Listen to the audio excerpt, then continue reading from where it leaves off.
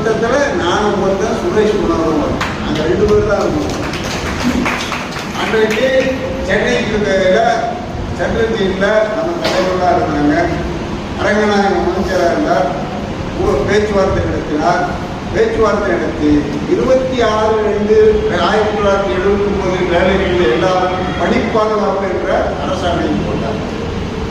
அந்த அரசாணையை தப்பிச்சவங்கெல்லாம் ரிட்டையர் ஆகிட்டார். அந்த நான் தான் 26/2/1979 பணிப்பாதுகாப்பு நாள் என்று நாங்கள் அறிவித்து கொண்டாடினோம். இப்போ அந்த பணிப்பாதுகாப்பு கிடையாது.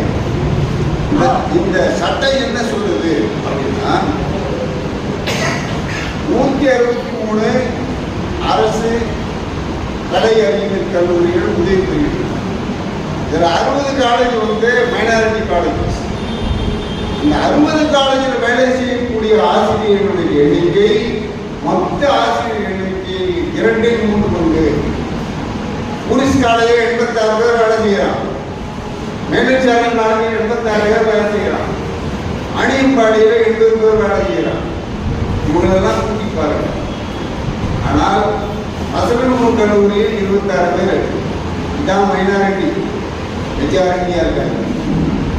ஒரே ஒரு காலேஜ் டிகேஎன் காலேஜ் 28 பேர் நான் மைனாரிட்டி. 28 பேர் தான் இன்னிவரும் பாதுகாப்பு. மீதி இருக்கக்கூடிய 63 பேருக்கு பாதுகாப்பு இல்லை. இதை போலத்தான் மெட்ராஸ் கிறிஸ்டின் காலேஜில் 220 பேர் வேலை செய்யறாங்க. எஸ்ஐடி காலேஜில் 136 பேர் வேலை செய்யறான். நியூ காலேஜில் 106 பேர் வேலை செய்யறான். இவர்களுக்கு பணி பாதுகாப்பு இல்லை. மைனாரிட்டிஸ்க்கு பணி பாதுகாப்பு, நான் மைனாரிட்டிக்கு ஏதோ கொஞ்சம் பணி பாதுகாப்பு. இதுல இன்னும் போன வருஷம் சேஷம் முத்துவேல் கருணாநிதி ஸ்டாலின் அவர்கள் போன வருஷம் ஈடர் காலேஜை பற்றி ஒன்றும் வேலை செய்யாமல் இருந்தார்.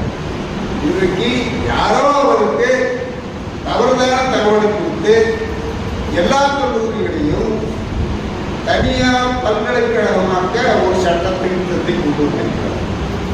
2019 இதற்கு முன்னர் இருந்த ஆட்சியில் தனியார் காலேஜ் எல்லாம் யார் நடத்துறாங்கன்னா சாராய கடைக்காரன் எல்லாம் கல்லூரி நடத்துகிறான், சாப்பிடாங்கடைக்காரன் எல்லாம் கல்லூரி நடத்துகிறான். இவர்களெல்லாம் இன்றைக்கு கல்வி மான்கள், கல்வி தந்தைகள், கல்வி பேருடைய ஆகிட்டார்.